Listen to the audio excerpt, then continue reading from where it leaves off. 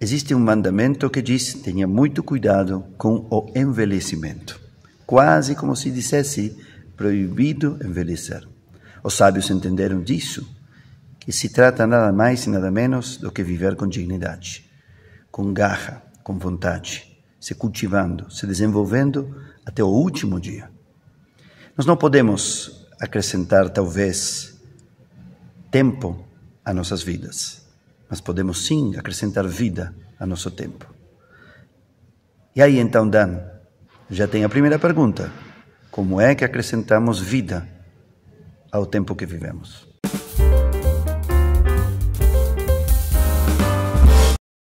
Vamos lá, como acrescentar tempo à vida, vida ao tempo. Vocês não vão sair daqui 2 anos mais jovens, nem 2 anos mais velhos, mas eu espero que 2 anos mais sábios, com um pouco mais de conhecimentos, para poder enfrentar essa dádiva do século XXI, que é poder envelhecer. Olhem bem para mim, eu sou o produto da revolução da longevidade. Eu nasci em 1945, pode fazer as contas rapidinho, daqui a um mês eu faço 79 anos, não 70, como se disse há 50 anos atrás, e com uma expectativa de vida de 47 anos. Eu terminei a Faculdade de Medicina no Rio em 1970, quando a expectativa de vida era de 57. Hoje a expectativa de vida está mais de 77. São 30 anos mais de vida, não são 30 anos de velhice. Isso é um presente que a nossa geração, seja qual for a idade que vocês têm, ganhou nas últimas décadas. E daqui para frente, este século vai se caracterizar cada vez mais por esse envelhecimento, que eu chamo revolução da longevidade. Tenho um privilégio de ser amigo da Mara há muitos anos, e a gente sempre, inclusive tínhamos um programa juntos na CBN, 50 mais CBN, a gente sempre batia nessa tecla. Para você envelhecer bem, você precisa de 4 capitais. Capital de saúde, que é o mais importante. Ninguém quer envelhecer com doenças, mas você tem que caprichar em estilos de vida. Viva o SUS, que está proporcionando nesse país tão desigual a oportunidade de ter acesso a serviços de saúde que antes, quando eu era estudante de medicina, dependia de uma filantropia, às vezes duvidosa, falha, e hoje você tem um SUS. Precisa melhorar? Claro que precisa melhorar, mas é um marco civilizatório. E é importante também dizer que saúde é criada no contexto do dia a dia, onde você vive, como você trabalha, como você se locomove, como você se diverte, como você ama. Isso é o que gera saúde. E quando isso falha, você precisa de um profissional de saúde que esteja mais preparado para o século XXI. Nós estamos formando médicos para o século XX, que aprendem tudo sobre criancinha, mulheres grávidas, e depois têm que praticar medicina com pessoas cada vez mais envelhecidas. Não vai dar certo. Iatrogenia, ou seja, a morte por erro médico, é a 2ª ou 3ª causa de morte no Brasil. E isso a gente não quer.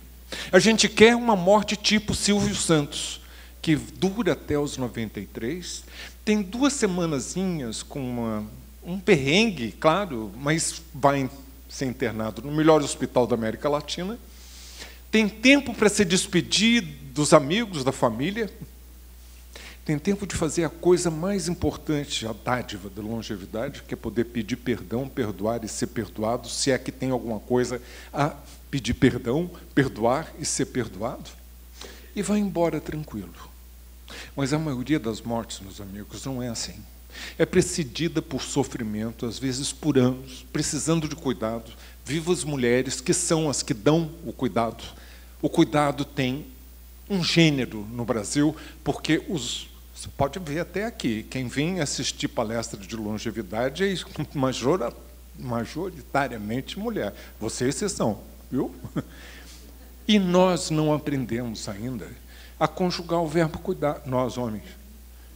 É assim, tu cuidas, ele cuida, ela cuida, vós cuidais, eu não tenho nada a ver com isso, eu quero ser cuidado, não vai dar certo. Por quê? Porque a gente vai sair de 15% da população com 60 a mais para 31% em 2050. Então, voltando, saúde em primeiro lugar, conhecimentos em vista, aprenda a aprender sempre, porque você vai se tornar obsoleto muito rapidamente se parar de aprender. O terceiro capital que você tem que juntar é o capital social. É vir aqui para o CIP, é ter amigos, é festejar a vida, é ser como a Lilian Gottlieb, que minha amiga querida que está ali, festejando, dando jantares, trazendo as pessoas, fazendo círculos. Isso é fundamental para que você não se sinta a pandemia da solidão, que é uma das coisas que virou pandemia, não é só aqui, é também no Japão, é também na Europa, é também nos lugares todos onde eu já vivi e continuo vivendo.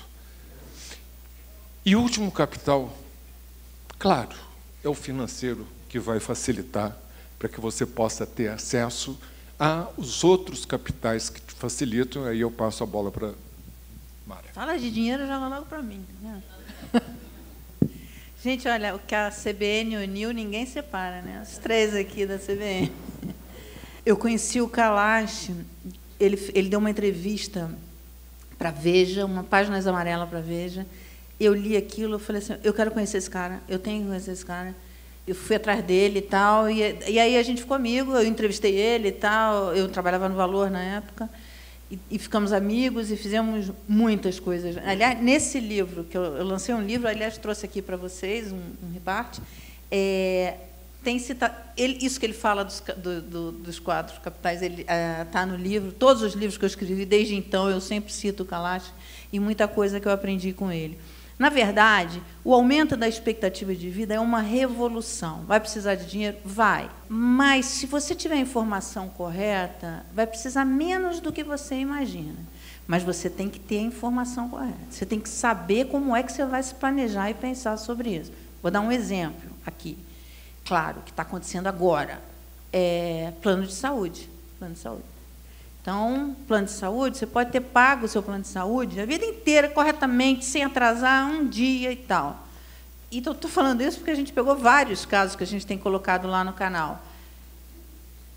Fez 50 anos, já tem a Adriana que trabalha com a gente, enfim, é uma repórter, uma jornalista, fez 50 anos agora, o plano de saúde cancelou. A menina ela fez 50 anos de idade. A minha mãe fez 80 e o plano de saúde também cancelou. Tem gente que cancelou o plano de saúde vésperas de fazer cirurgia. E por que isso? Porque acontece com as empresas seguradoras de saúde a mesma coisa que acontece na Previdência, no sistema de Previdência.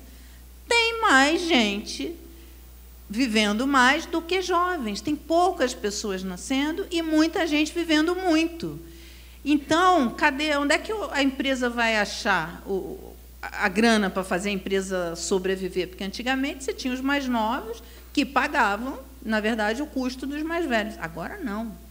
Agora é bem... E o que eu vejo é que está todo mundo muito perdido. O mercado financeiro não tem produto para ver todas as etapas, a começar pelo plano de saúde, mas você tem lá planos que você pode investir, mas nem a comunicação é feita direto. As pessoas, hoje, eu vou fazer um desafio aqui. Quem tem plano de previdência, checa se tem PGBL ou VGBL. Eu sou capaz de apostar que 90% aqui está com o plano errado. Não está desfrutando do benefício fiscal. Sabe por quê? Porque quem vende esse plano não sabe como é que faz o ganho fiscal. A pergunta, quando você vai comprar um plano, você faz declaração completa ou simplificada? Aí você fala, eu faço completa, então toma um PGBL. Não, eu faço simplificado. Então toma um VGBL. E a pergunta não é essa. A pergunta é, se você fizer um plano de previdência com aporte de 12% da sua renda, você vai fazer uma declaração completa ou simplificada? Essa é a primeira pergunta. Quer dizer, quanto que você conhece do seu perfil fiscal? O Brasil hoje tem acordos com vários países. Qual é o país que você quer se aposentar? Você pode escolher o país. Eu, por exemplo, escolhi me aposentar em Portugal, porque eu sou portuguesa, que eu sou do mundo, igual o Kalash. Kalash que me ensinou isso. Sou do mundo. Moro em vários lugares, que é um outro movimento que tem. das pessoas mais velhas morando em vários lugares, sabe? A gente fala muito dos nômades digitais, mas você tem uma publicação chamada International Living, que faz um ranking anual sobre os melhores países para se aposentar. Costa Rica está no topo. Eu comprei uma casa lá, estou em casa lá também. Eu moro um pouco na Costa Rica, um pouco aqui e um pouco em Portugal. E o que me faz? E aí eu estou me planejando para me aposentar em Portugal. Por quê? Porque o Brasil tem acordo com Portugal, eu tenho cidadania portuguesa, mas, independentemente disso, qualquer brasileiro que quiser se aposentar em Portugal pode, porque o Brasil tem acordo com Portugal e com outros países também. Então, assim, e por quê? Porque lá o sistema de saúde é bom, o sistema público de saúde é bom. Então, você economiza. Na Costa Rica acontece a mesma coisa. O sistema de saúde público é bom e o privado é bem mais barato. Em Portugal também. Então, na Costa Rica, por exemplo, você tem uma migração de americanos e canadenses indo morar lá, porque para ter um custo menor. Inclusive, você tem seguradoras americanas que custeiam o plano de saúde lá na Costa Rica, que sai bem mais barato. Enfim, uma série de informações, mas é informação, entende? E o que você vê hoje no Brasil, isso ainda não tem... Melhorou um pouco, por isso que é muito legal essa reunião que vocês estão fazendo aqui. Melhorou um pouco, porque hoje você não vê mais, né, aquelas propagandas de plano de previdência, que era um monte de velhinho pulando, com os netinhos e tal. Ninguém nem tem mais netinho, entendeu? Quem tem filhos? É cada vez menos filhos. É uma revolução, é uma revolução. E eu aprendi a acompanhar isso com o Kalash, fui mergulhar nesses assuntos, fui mergulhar em entrevistas e ir atrás. O New York Times deu uma vez, a revista de domingo, ele deu uma capa que era o que é a meia-idade. No mundo que vive 100 anos, o que é a meia-idade e o que isso proporciona de revolução? Porque é uma revolução na profissão, onde vai morar, na relação com os filhos, na relação, enfim, com o marido, com a mulher. Aumentou muito a taxa de divórcios em casais acima de 50 anos de idade. E por quê? Bom, porque uma coisa é você completar 30 anos de casado e falar, pô, daqui a 10 eu vou morrer, então deixa do jeito que está. Outra coisa é você completar 30 anos de casado e falar, tem mais 30 com essa pessoa do lado. Vale a pena? Será que está valendo? Ou será que dá para a gente melhorar um pouco isso, né? Então, isso tudo era discutido nessa edição da revista do New York Times. Aí tinha um colunista, tem criança aqui não, né? Porque eu vou contar essa história aqui mesmo. Tinha um colunista que ele escreveu lá nessa revista falando o seguinte: as pessoas escreviam para ele e ele respondia. Ele pegou a pergunta, era a seguinte: fulano, eu sou casado com a minha mulher há 30 anos, 40 anos, sei lá quantos anos eram, mas há muito tempo. E eu sou muito feliz, gosto dela, amo a minha mulher. Mas a minha mulher não quer mais transar comigo. E aí? E aí, que a amiga dela, que é nossa amiga há muitos anos, gosta, acha que é legal transar. Se eu transar com a amiga dela, eu estou traindo minha mulher uma vez que ela não quer mais transar? Essa pergunta não é interessante? É interessante. É traição ou não é traição? O que vocês acham? É ou não é? Quem acha que é traição? Quem acha que não é? Galera aqui é moderninha, hein? O pessoal aqui é bem moderninha. Então, a resposta dele... Aqui é liberado, brother. A resposta dele é a seguinte, a resposta dele foi, se for combinado, não é traição. Tem que chegar e falar para ela, não é traição. É um problema da revolução da longevidade. Eu recebi, quando eu estava na CBN, recebi um e-mail de um piloto comercial, e ele ia se aposentar. E aí ele falou assim, olha, vou me aposentar, tenho uma casa maravilhosa que eu construí e tal, sou casado há 30 anos e tal. E eu falei para minha mulher, vamos vender essa casa, nossos filhos estão criados, casados e tal, vamos vender essa casa, a gente pega o dinheiro, vai cair na vida, viajar e tal, e a gente muda para um apartamento menor. A gente vai ter uma despesa menor. Faz sentido, não faz sentido? Faz sentido. Mas ela não quis. Ela falou não. Ela falou não, porque a gente, poxa, uma casa dessa, construir outra, a gente não vai ter dinheiro para construir outra casa dessa. E, afinal de contas, os netos vão chegar, os filhos vão vir para cá com os netos e tal. Aí a pergunta dele para mim era, quem está certo, eu ou ela? O que é melhor fazer? O que é melhor fazer? Procurar um terapeuta, porque ele quer sair na vida e ela quer cuidar de neto. Isso não vai dar certo. Vão perder dinheiro e não é por causa do mercado, entende?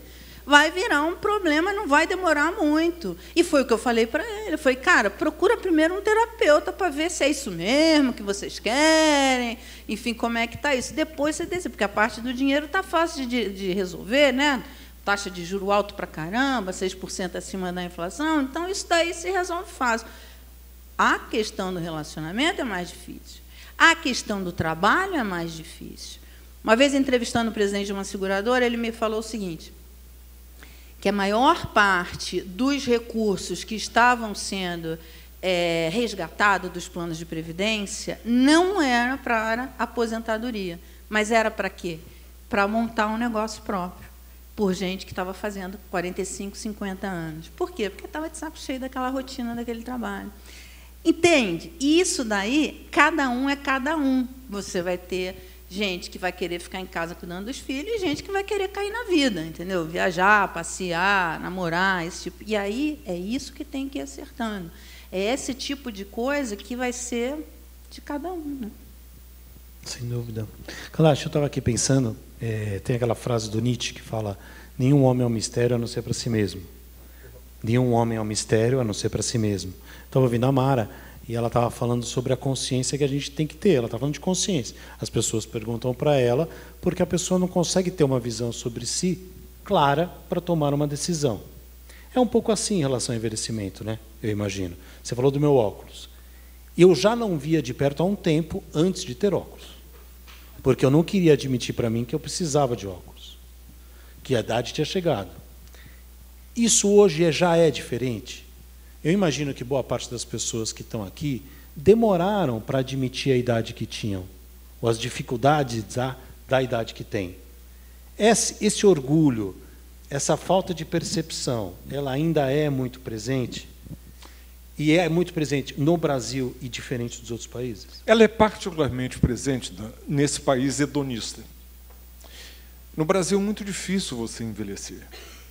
O melhor elogio que você pode fazer a uma pessoa é chegar, às vezes com muita falsidade, e perguntar, qual a sua idade? 37, 54, 78. Não parece. Pronto, ganhou um amigo. Não parecer a sua idade. Eu hoje faço questão, muitas vezes, de abreviar o meu currículo e dizer assim, Alexandre Kalash, velho. Careca, preciso de óculos, barba branca. Você também, né? E rugas. Essas rugas, elas são parte da minha trajetória. Mesmo que eu tivesse uma oferta de fazer botox de graça, eu não quero fazer, eu quero mostrar que essa trajetória são as risadas que eu dei, os sofrimentos que eu sofri, os conhecimentos que eu aprendi. Isso faz a minha personalidade, a minha identidade. Eu não quero parecer ter 50, que dirá 30 anos. Mas no Brasil é uma armadilha, sobretudo cruel para vocês mulheres. Tem que estar saradas, enxutas, belas. E o homem vai para a academia não porque ele quer ficar mais saudável, ele vai para poder ficar também com aquela aparência mais sarada.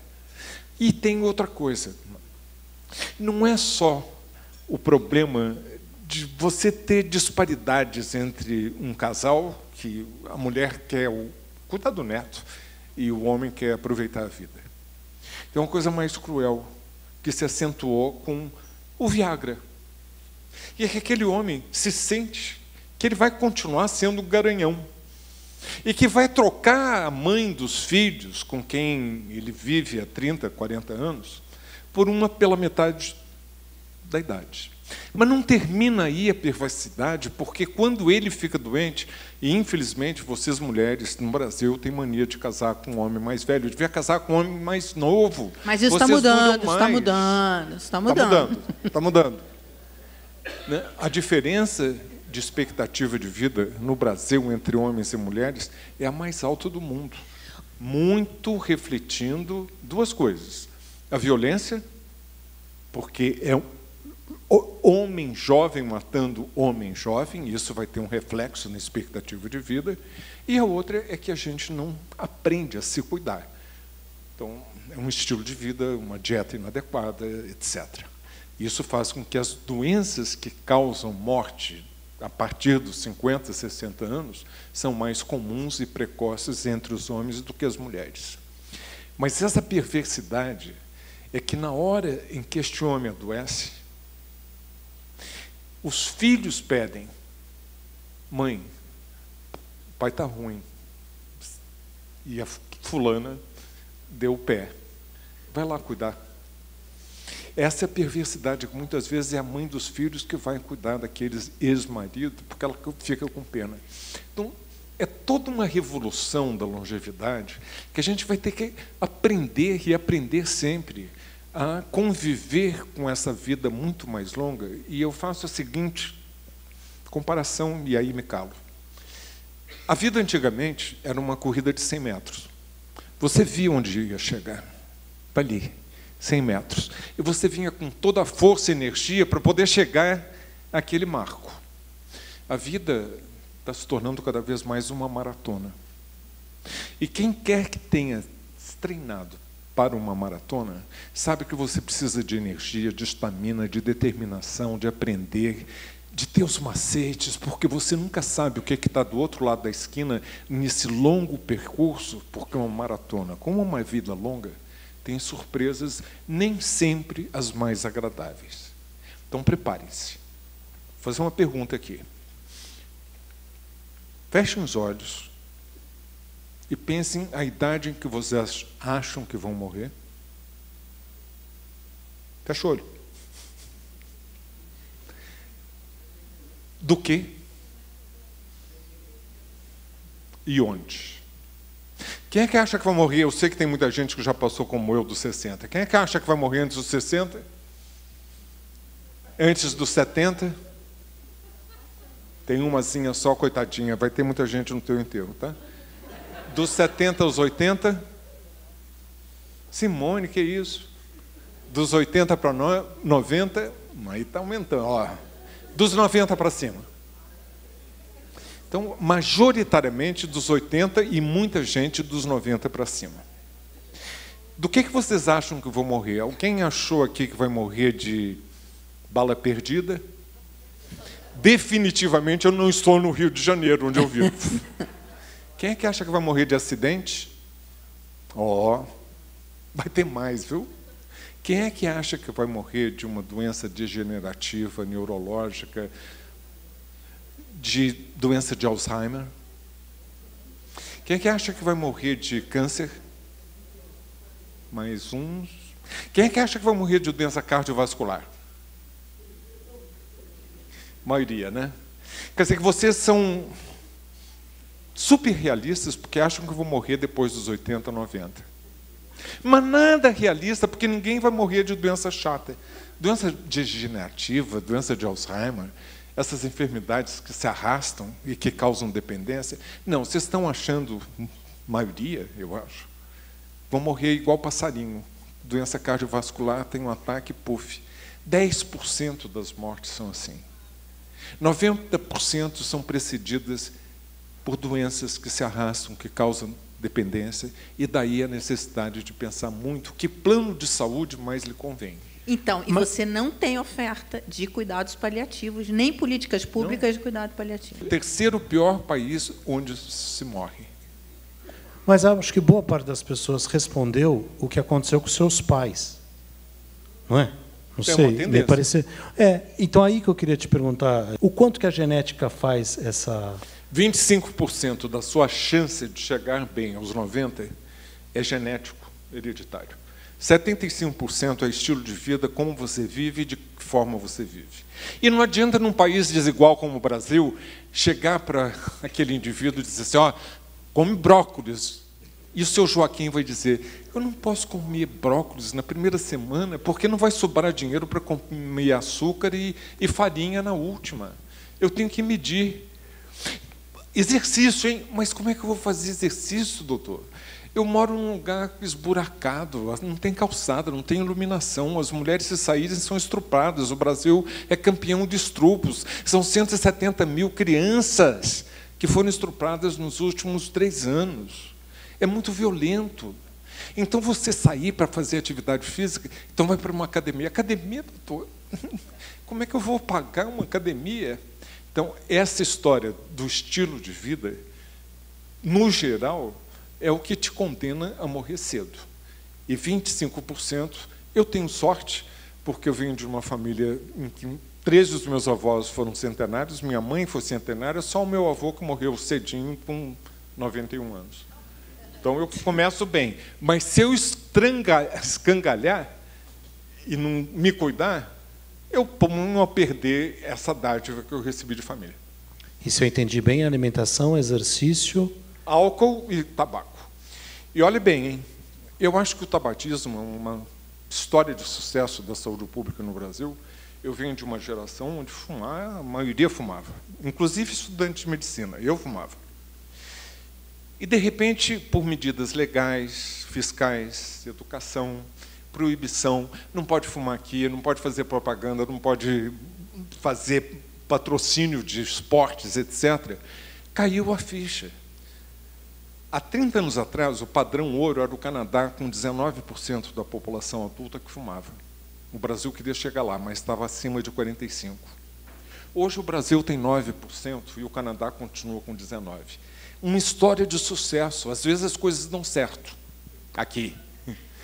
Porém, se a gente pega toda essa história de sucesso e não faz com que as opções mais saudáveis sejam as mais baratas e acessíveis, a gente estraga com tudo. Mesmo que envelheça, vai envelhecer mal e precocemente. A pandemia mostrou isso. Muita gente morrendo antes dos 60 com as doenças que você, numa classe mais rica, aqui nos Jardins, aqui do lado, você não espera ter aos 90, e que em Paraisópolis você vai ter aos 58. Mas daí entra numa discussão gigante, né, Mário? Porque o governo, de alguma maneira, poderia participar, deveria participar disso, né? Você tem impostos, por exemplo, menores em produtos processados ou em refrigerantes do que em coisas saudáveis. Quer dizer, de alguma maneira, também o governo não direciona para que isso possa acontecer nas camadas mais simples. No caso do cigarro, é clássico. Agora, eu queria falar 2 coisas. Você me fez lembrar, a minha avó, as minhas 2 avós, a materna e a paterna, morreram com 100 anos ou mais. Na verdade, com mais de 100 anos, é que elas mentiam a idade. E minha irmã fala assim, a gente só morre de bala perdida. A gente vai viver 200 anos, porque a mulherada da família é uma mulherada longeva.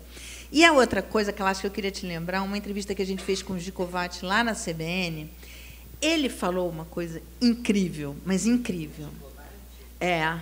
A gente fez uma entrevista com ele, onde ele falou de uma parcela grande de pacientes que ele tinha, homens. Por quê? Isso que o Kalash falou. Os homens estão lá, né, longevos, Viagra e tal, troca a mulher por uma mulher mais nova. Aí ele disse, olha o que acontecia, é muito interessante isso. Ele falou assim, aí a mulher sofre, aí a mulher passa por um período ali, sofre.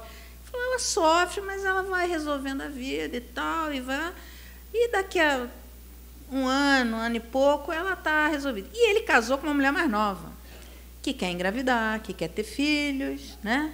Que quer fazer tudo aquilo que ele já fez, né? Ele já está com os filhos criados e tal, e aí, a mulher que ele se separou começa a viajar. Você lembra disso, Calma? A mulher começa a viajar, começa a passear, Então, a mulher vai para Paris, ele vai para Disney. A mulher vai para Londres, ele vai para Disney. A mulher vai nas outras férias para a Europa, para a Espanha, ele vai para Disney.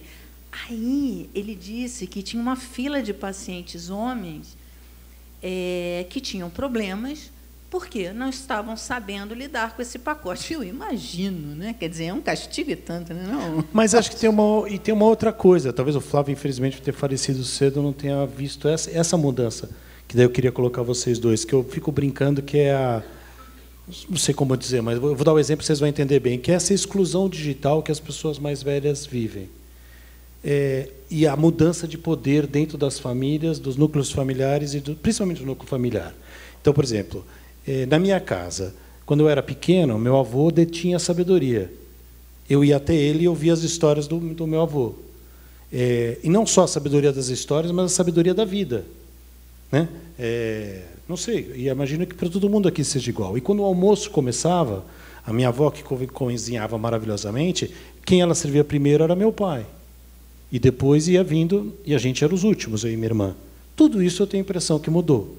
Porque quem detém a sabedoria do digital é o neto agora, não é o avô. Né? E quem é servido primeiro é o neto, e não é o avô, não é o pai. Olha, Dan, esse gap geracional ele está diminuindo. Nos últimos 10 anos, são as pessoas acima de 50 anos que estão cada vez mais, primeiro por uma questão mesmo de o que era novidade há 20 anos, hoje já não é tanto. Então, você já tem toda uma geração que se familiarizou mais com tecnologia. Eu sou totalmente analógico, não tinha nem televisão em casa até eu ter 9 anos. Então, eu tive, claro, que fazer um esforço para quê? Para o conhecimento ao longo da vida. Aprender a aprender sempre. Tem que fazer esforço? Tenho. Qual é a melhor arma para fazer isso? Eu me cerco de gente jovem. Eu vou no meu Centro Internacional da Longevidade, eu vou anexando pessoas que têm 28, 30, 32 anos, esperto, porque eles acham que estão aprendendo comigo, quem está aprendendo sou eu. E não é só da forma digital, não, da forma de ver a vida, de um outro ângulo, que para mim é surpreendente. Eu tenho aqui uma querida amiga, que hoje mora em Lisboa. Silvia é brasileira, é paulista e mora agora em Lisboa, e é a nossa correspondente, ponto focal de relações intergeracionais. Isso é muito importante, fazer com que as pessoas mais velhas possam aprender, e aprender de quem? Aprender de pessoas mais jovens. Os nossos pais, os nossos avós, eles vêm ainda de uma tradição de... o conhecimento quem detinha era aquele mais experiente, aquele que tinha passado do tetravô para o bisavô, para o avô, era artesanal. Eu confesso, Dan, meu avô paterno, ou seja, o pai do meu pai, era um sapateiro, era um artesão. E isso tudo mudou. Mas o que a gente tem que se dar conta é de que mudou para nós, da nata da sociedade brasileira. Porque a chance de você ter tido um tetravô, um bisavô, analfabeto, escravizado, é que você não tenha um doutorado. Mas a chance de você ter um doutorado é porque você teve um avô que foi letrado. E a gente vai duplicando essas diferenças. Eu acho que elas já não são tão intergeracionais, mas de classes sociais, e que se a gente não fizer um esforço muito grande, este país será maravilhoso para os poucos da elite que podem bem envelhecer. E um país lamentável para aqueles, ainda, maioria, que chegam lá, mas chegam sem qualidade de vida, E ainda tem que enfrentar o idadismo, preconceito contra a idade, que remete ao sexismo, que remete ao racismo, ao LGBTismo, ao capacitismo, sempre por ideologia. Eu não gosto de você porque você é mulher, eu não gosto de você porque você é negro, eu não gosto de você porque você é judeu, eu não gosto de você porque você é gay. Essa ideologia é transferida para uma institucionalização, porque você tem poder e você vai botar as pedras no sapato, vai botar os obstáculos. Eu não te promovo, eu não te dou um emprego, eu não te dou uma sonografia, porque você é mulher, porque você é negro, porque você é velho. E depois entra no intrapessoal. Eu te dou o desdém, o silêncio, eu não quero lhe ouvir, eu não quero saber da sua opinião. E termina no último I. Falei da ideologia, da institucionalização, do intrapessoal, e falo agora da internalização. Você acaba acreditando. Essa é a perversidade de qualquer ismo. Você acaba acreditando que você vale menos que os outros, porque você é mulher, porque você é negro, porque você é velho, porque você tem uma incapacidade, porque você é gay. E se a gente não fizer muita introspecção, muita autoeducação, a gente vai terminar com esses botões dessas ideologias e vai continuar perpetuando o idadismo, o sexismo, o antissemitismo e todos esses ismos que a gente sabe que estão na raiz desses conflitos todos que nos machucam tanto. Eu vou passar, eu tinha uma pergunta para você, a gente já pode começar a pergunta para a plateia também, tá legal? É que eu acho que quando eu te perguntei, eu estava pensando o seguinte, que vocês colocaram muita relação do homem mais velho e a agonia do homem mais velho relativa ao sexo, né? Porque vocês falaram do Viagra. E eu acho que ela é muito relativa também ao seu lugar no mundo. Porque você foi criado, bom, eu acho que homens e mulheres de maneira semelhante hoje em dia, mas mais antigamente, o homem como esse lugar do sustento. E quando ele sai do emprego, quando ele perde esse lugar de referência na família, é muito difícil se recriar, além do sexo, eu acho.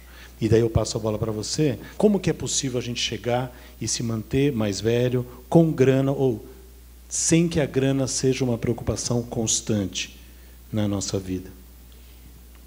Porque é fruto de muita preocupação, depressão, etc., para quem tem problema, né? Quem não consegue se organizar. Essa questão da grana, o primeiro passo para você pensar nisso é de fato, você... Eu vou falar uma coisa aqui que vai parecer que eu estou fazendo um programa de finanças pessoais, mas não é. É a questão do custo fixo, do chamado custo fixo. Você realmente, se você tiver menos amarras, menos obrigações, e você pode fazer isso sem mudar seu padrão de vida. Você vai ver que você não vai mudar muito, mas você vai ter menos obrigações. Isso te dá mais liberdade para fazer, inclusive, o que você quer. Trabalhar em outras coisas, fazer outros, entrar em outros projetos.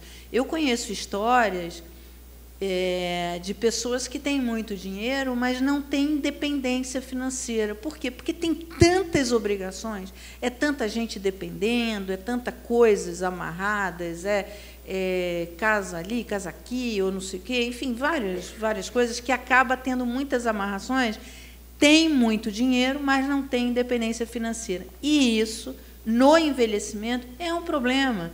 Por quê? Porque você imagina você estar trabalhando nesse livro, inclusive, eu abro contando essa história, uma história real, duas histórias. Eu pego dois homens de meia idade, reais, histórias reais, e um juntou dinheiro, tem dinheiro, tem um monte de coisa, e não consegue se aposentar, não gosta do que faz, diz que a vida dele é deprimente, porque ele não gosta do que ele está fazendo, mas não tem coragem de se aposentar, porque tem medo de ficar sem dinheiro. E o outro se aposenta mesmo sem dinheiro, tem um monte de filho, um monte de problema, enfim, tem que voltar a trabalhar. O grande ponto é você se planejar, porque você vai ter que... Provavelmente as novas gerações, principalmente, talvez tenham que trabalhar a vida inteira, entende? Então, você tem que se programar para fazer o que gosta, você vai se reinventando, que foi mais ou menos o que eu fiz. Pô, eu adorava. Eu trabalhei muitos anos, eu trabalhei na Veja, trabalhei no Valor Econômico, trabalhei na Folha de São Paulo, trabalhei no Valor Econômico, fui da equipe que fundou o Valor Econômico e trabalhei na TV Globo. E ótimo, um lugar onde eu fiz grandes amigos, onde eu gostava muito de trabalhar. Mas, gente, vamos combinar, eu estava 10 anos indo toda segunda-feira lá, indo para lá, aí tem que se maquiar, aí tem que esperar um filme, sessão da tarde. Era um filme, passava toda segunda, agora não passa mais. Tela quente. Tela quente. Cara, eu ficava torcendo para o Tela Quente ser um filme infantil para poder ir cedo. Porque eu saía 2h da manhã naquela TV, toda segunda-feira, sabe? E, às vezes, coisas muito legais que eu queria fazer e tal, eu não podia, porque eu tinha que ir para lá toda segunda-feira. E outras coisas. E uma coisa que eu adorava, era legal e tal, mas já deu. 10 anos fazendo aquilo, deu. Eu tinha outras coisas para fazer, queria fazer outras coisas. Foi quando eu decidi montar o canal. E aí, uma coisa que você falou muito interessante, que é essa relação entre gerações, que é a questão do trabalho e do aprendizado e tal. Eu tenho uma entrevista lá no canal que é com o Chico Saboia, o nome dele, que é um grande cientista. Você conhece ele, lá do Porto Digital? Foi um cara que fundou o Porto Digital, lá em Recife e tal. E ele me falou o seguinte, que eles tinham uma incubadora de empresas de startups lá. E ele falou, Mara, as empresas que mais dão certo são aquelas em que eu coloco jovens e 50, 60 a mais. Porque quando eu junto essas duas coisas, eu consigo criar um ambiente ideal para essa startup ir. Porque eu tenho ali o cara sabe, que tem toda aquela coisa do jovem e tal. E eu acho que é um aprendizado. Tem uma galera nova lá no canal que eu falo, essa geração não vai vingar, não. Pelo amor de Deus, vocês são muito lerdos, que não sei o quê. Mas eles me ensinam algumas coisas e eu ensino algumas coisas para eles. E a gente troca. Filme O Estagiário, com o Robert De Niro. É verdade, é verdade. E isso, de fato, funciona. Que fez 80 anos ontem, inclusive. Verdade. Enfim, isso de fato funciona. Então, isso eu acho que são as mudanças estruturais que o aumento de expectativa de vida está provocando. E talvez a gente fique ali tão às voltas com polarização política, guerra de não sei o quê, e a gente não está prestando atenção nisso que está acontecendo, sabe? Eu vejo no governo, tem gente muito interessante que não é deste governo ou daquele governo. São funcionários públicos de carreira que estão lá fazendo trabalhos excelentes há anos. Passa governo, sai governo, entra governo, muda governo, e eles estão lá fazendo trabalhos importantes. Mas não existe uma política pública voltada, os caras estão lá lutando, brigando, e aí toda essa briga, essa confusão, acaba tirando o foco de você ter... Cara, você vai ter que ter investimento grande em saúde pública. Porque a saúde privada não vai dar conta desse novo cenário, vamos falar assim. Queria te perguntar, você teve medo da mudança? Se valeu a pena? E como é? Porque poucas vezes a gente tem essa oportunidade de encontrar alguém que produz notícia, né? A gente normalmente se encontra para falar mal das notícias que a gente vê, verdade, vocês falam ou daquele mal canal, ainda mais no momento delicado que a gente está vivendo agora, também, particularmente. Então, eu queria te perguntar como é fazer a notícia, como é que é estar desse lado, do outro lado. Eu já estava na TV Globo há uns 2 anos falando, eu quero fazer, entrar na área digital. Mudar, para mim, nunca foi problema. Não mudar, para mim, é que era o problema. Entende? Então, eu sempre... Já trabalhei em vários lugares, eu sempre mudava, vinha com uma coisa assim legal. E eu já vinha amadurecendo essa ideia.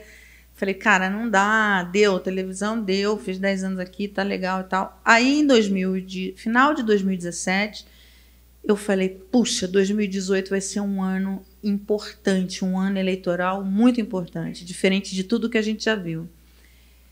E eu quero estar cobrindo, né? Estar acompanhando isso daí e tal. Eu falei, Era a bolsonariedade ali, naquele momento? Não, eu estou falando, era Bolsonaro, era Exatamente. Era Lula, que ele segurou até o final e depois coisa. E aí tinha Amoedo, tinha Marina, Ciro, né? E aí, o que aconteceu? Eu falei, vou sair e tal. Foi muito engraçado, foi muito engraçado. Você sabe disso, porque você é celebridade, você sabe disso. Eu não sou celebridade, sou jornalista.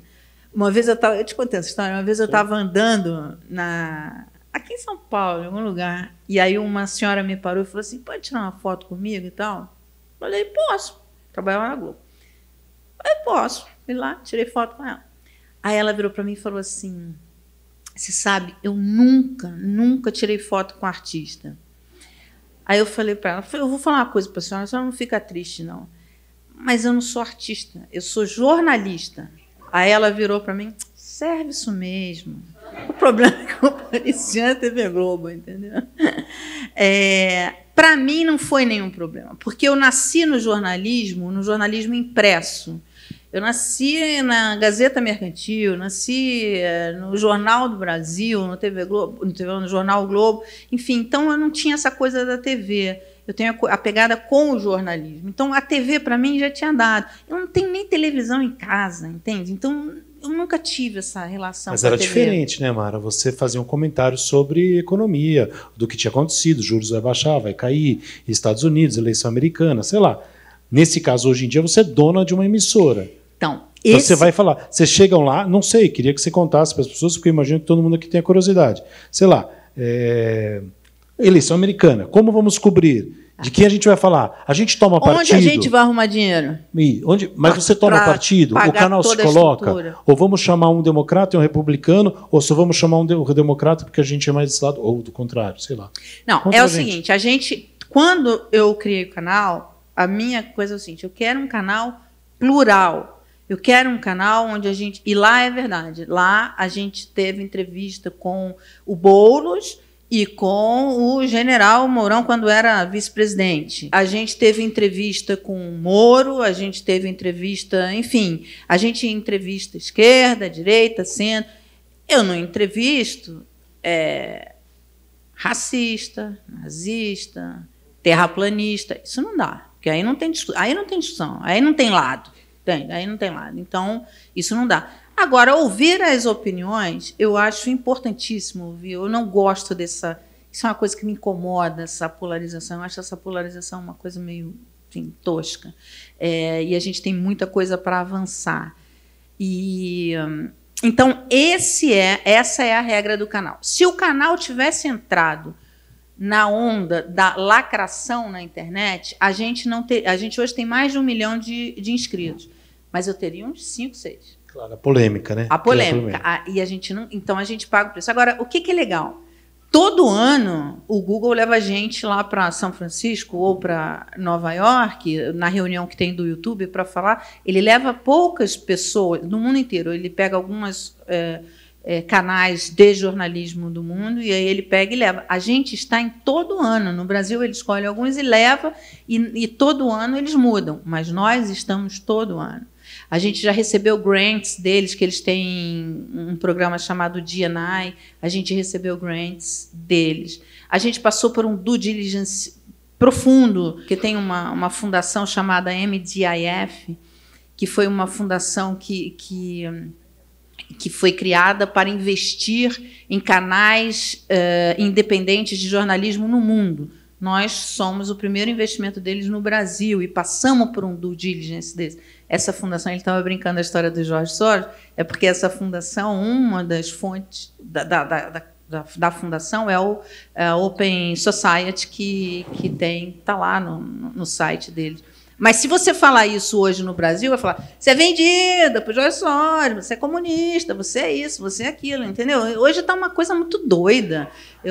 A gente lá no canal, por fazer jornalismo independente, plural, a gente é acusado, de um lado, né, pelos extremistas, chamam a gente de fascista, bolsonarista, e os bolsonaristas chamam a gente de comunista, de esquerdista, de não sei o quê. A gente vive. Por quê? Porque a gente escuta e todas as pessoas que são levadas no canal são para escutar.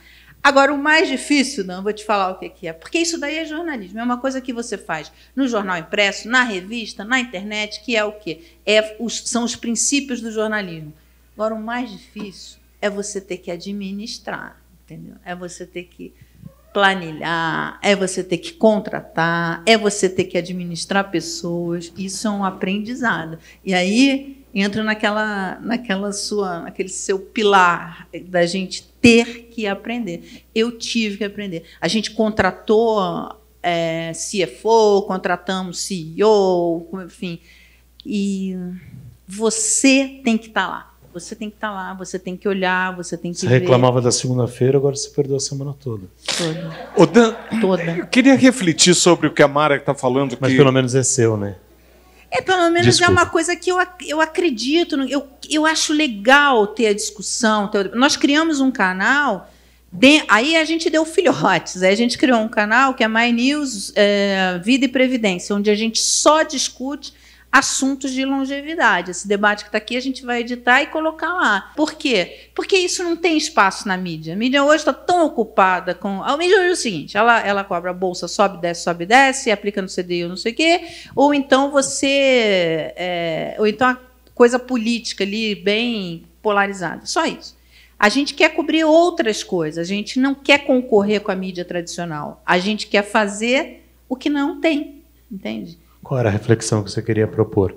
E daí a gente vai para a plateia. Tá, Simone, se alguém já quiser perguntar, a Simone, aqui já tem um senhor, ali tem outro, Simone, aí você escolhe.